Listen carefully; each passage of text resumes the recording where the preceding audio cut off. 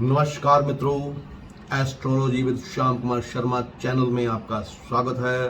और मैं भगवान श्री कृष्ण जी से प्रार्थना करूंगा कि आपके घर में कभी कोई कमी ना रहे, आपको सफलता मिलती रहे, आपका स्वास्थ्य ठीक रहे, आप सब खुश रहें, खुशियां आपके घर से कहीं दूर ना जाएं और कभी भी आर्थिक तंगी आपको ना आए। मित्रों, आप मेरे वीडियोस को पसंद कर रहे हैं, इसलिए मैं आपका तहे दिल से शुक्रिया अदा करता हूं और ये आशा करता हूं कि आप ऐसे ही कमेंट, लाइक व शेयर करते रहेंगे।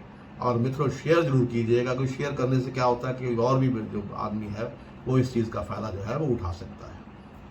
तो और इसके बाद सब्सक्राइब भी करते रहिए ताकि परिवार हमारा बढ़ता रहे और हमारी जो है हिम्मत जो है वो परिवार के साथ ही होती है। जितना हमारा परिवार बड़ा होगा उतनी ही हिम्मत ज़्यादा बड़ी होती है। तो कल मैंने जो शुरुआत की थी 8वें घर की, आज उसको कंटिन्यू करते हुए आज मैं बताऊंगा कि 8वें घर में चंद्रमा जो है वो क्या फल देता है। तो मित्रों, चंद्रमा अगर 8वें घर में हो, 8वें घर का चंद्रमा जो होता है इंसान को कल्पनाशील तो बनाता है, पर इंसान की उम्र का हिसाब चंद्र की हालत से देखना पड़ता है। चंद्र तगड़ा हो, सब राशि का हो, उच्च राशि का हो, अगर उसे बृहस्पति जैसा कोई शुभ ग्रह देखता हो तो इंसान की उम्र लंबी हो जाती है। अगर चंद्र कमजोर हो तो इंसान की उम्र के लिए अशुभ होता है। साथ ही 8वें घर के मालिक की हालत भी देखनी होती है। वह भी शुभ ना हो तब इंसान के लिए किसी कुएं तालाब में डूब कर मरने का जो है खतरा रहता है। सो 8वें घर में अगर चंद्रमा आ जाए तो क्या वो अमावस की रात होता है? ये एक प्रश्न जो है वो बार बार ज्योतिष में उठता रहा है। तो लेकिन मित्रों, आपको पता होगा कि अमावस की रात में लोग जो हैं वो सिद्धियां भी हासिल करते हैं। तो क्या किसी प्रकार की सिद्धि जो है अगर आप प्राप्त कर सकते हैं अगर 8वें घर में चंद्रमा हो? हाँ, इसका जवाब है हाँ, संभावना जरूर बढ़ जाती है, पर इस हालत में सिर्फ तांत्रिक सिद्धि या विनाशकारी देवताओं को सिद्ध करने का फल बहुत जल्दी प्राप्त होता है, जिसमें महाकाली और भैरव की सिद्धि जो है वो शामिल है।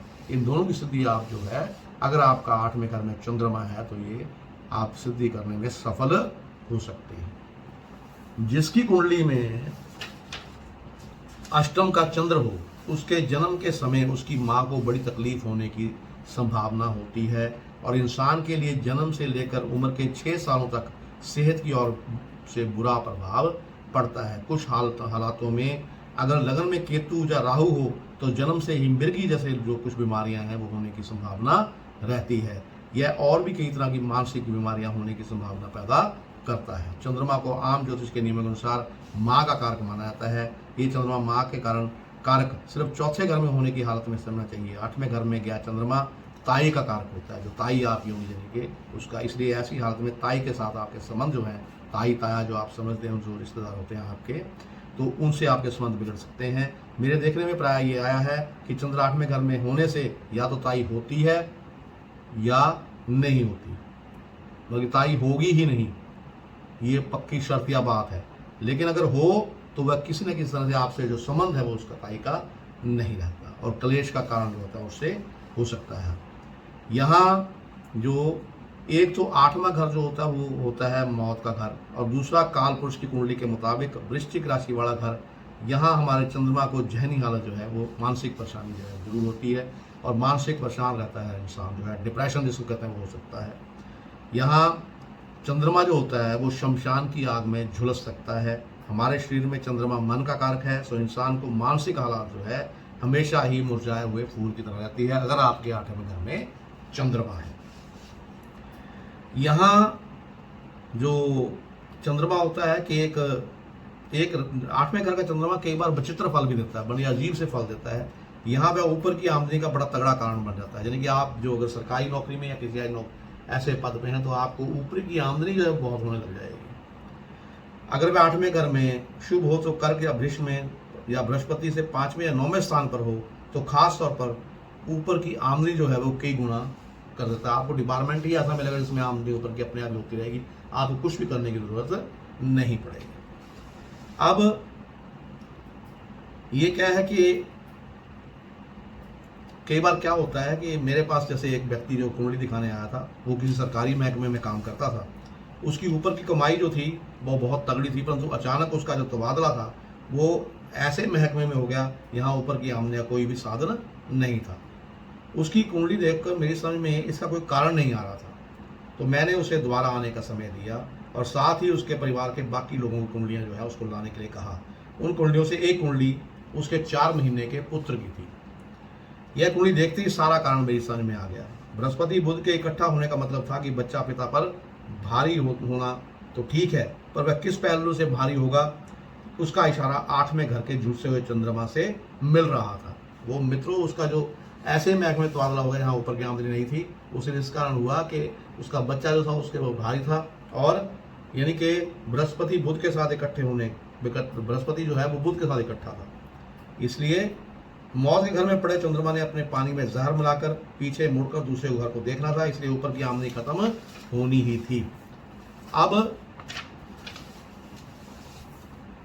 उस व्यक्ति पर फिर क्या हुआ कि मुकदमा भी चल पड़ा, और वह मुकदमे के आखिरी फैसले के बारे में जाना जाता था। उस समय मेरा जवाब था कि इस मुकदमे में आपका कुछ नहीं बिगड़ेगा, क्योंकि दूसरे घर के बृहस्पति और बुध ने अपनी आमदनी को नष्ट नहीं होने देना, हक की कमाई बनी रहेगी। यानी कि आप ऊपर की कमाई तो आपकी खत्म हो जाएगी, आपको मुकदमे में यानी कि सफलता मिलेगी, लेकिन हक की कमाई आपकी बनेगी, ऊपर की कमाई आपकी खत्म हो जाएगी। अब अगर बृहस्पति और बुध इकट्ठे हों आपकी कुंडली में, तो जाहिर करता है कि जो बच्चा होगा आपका वो कब किसी न किसी रूप में आपके ऊपर भारी होगा। अगर बृहस्पति चंद्र बुध उसके दूसरे घर में ना होते तो उस बच्चे की कुंडली में अष्टम के अशुभ चंद्रमा का प्रभाव पिता के ऊपर नहीं पड़ना था। यानी कि जो मैं बात कर रहा हूँ जो ऊपरी आमदनी वाले आदमी की, जिसकी बंद होगी आमदनी, कि अगर उसका यानी कि बृहस्पति और बुध दूसरे घर में ना होता तो उसका जो बच्चा था उसका प्रभाव उसके ऊपर पूरा नहीं पड़ना था, बल्कि बच्चे का अपनी कमाई पर पड़ना था। जब बड़ा होकर कमाई योग्य होता उस हालत में किसी रिश्वत के मामले में वो फंस भी सकता था। ये यानी 8वें घर का चंद्रमा बताता है। अब 8वां घर मौत के अलावा काल पुरुष कुंडली में वृश्चिक राशि का घर होता है, पानी की राशि का, और चंद्रमा खुद पानी का कारक होता है। इसलिए जो बीमारियां आएंगी वे गुप्त अंगों में किसी न किसी तरह पानी के दखल से होंगी, जैसे अंडकोशों में पानी भर जाना। और अब मुझे पता है कि आप इसका कोई दवा दारू जो है, तो मैं इसका दवा आप यानी कि अंडकोशों में अगर पानी भर जाए तो इससे क्या होगा कि अगर अष्टम में चंद्रमा है और ये बीमारी आपको है, अंडकोश में पानी भरा हुआ है, तो उसका है बुजुर्गों के श्राद्ध के वक्त दूध की बनी हुई चीजें दान में देनी चाहिए। इसके अलावा शमशान के कुएं का पानी घर में रखना भी कारगर होता है। अगर दूसरे घर में राहु केतु जैसे चंद्रमा के दुश्मन ग्रह हों तो उस हालत में किसी बोतल में दूध भरकर उस पर ढक्कन लगाकर आबादी से दूर किसी वीरान जगह में मिट्टी में दबा देना चाहिए। बच्चों, ये उपाय भी मैंने आपको बता दिए, क्योंकि अगर यानी कि आपको चंद्रमा जो है वो ठीक नहीं बैठ रहा, तो मैं जिन व्यक्ति की भाई साहब की आप कुंडली के बारे में 8वें घर में बता रहा था कि उसके एक्चुअली दूसरे घर में बृहस्पति और जो बुध थे वो बैठे हुए थे, तो इसलिए उनका जो तबादला जो था वो आमदनी वाले जो ऊपरी आमदनी वाले महकमे से हटकर जो कम आमदनी वाला, जहाँ आमदनी थी ही नहीं वहाँ हो गया था। और दूसरा क्या होता है इसका, वो कि आपका बच्चा जो है वो आप पे भारी होगा, इसलिए भारी होगा कि आपके बनते में ऊपरी की आमदनी हो रही थी चंगी भली, लेकिन वो खत्म हो गई। तो मित्रों, जो चंद्रमा है 8वें घर में, यानी 8वां घर मौत का है, वहाँ जो है चंद्रमा का बैठना वो शुभ नहीं होता। तो उसका उपाय जो है वो मैंने आपको बता दिए हैं। इसी के साथ मैं अब आपसे विदा चाहूँगा, और मैं आशा करता हूँ कि आपको ये विषय जो है चंद्रमा का पसंद आएगा, और आप मेरे बताए हुए उपाय जो करेंगे। अब मैं आपको जो है बीज मंत्र भी बता देता हूँ चंद्रमा का। ओम श्राम श्रीम श्रोम से चंद्रमा से नमः, इसका 108 बार आप जाप कीजिए, तो आपको चंद्रमा जो है उसमें कोई भी जो है वो कष्ट जो है वो नहीं आएगा। इसलिए मैं आपसे विदा चाहूँगा, अपनी वाणी को विराम देता हुआ एक बार पुनः आपके मंगल की कामना करता हूँ। आपकी आर्थिक स्थिति अच्छी रहे, आपको किसी प्रकार की कमी ना आए। नमस्कार।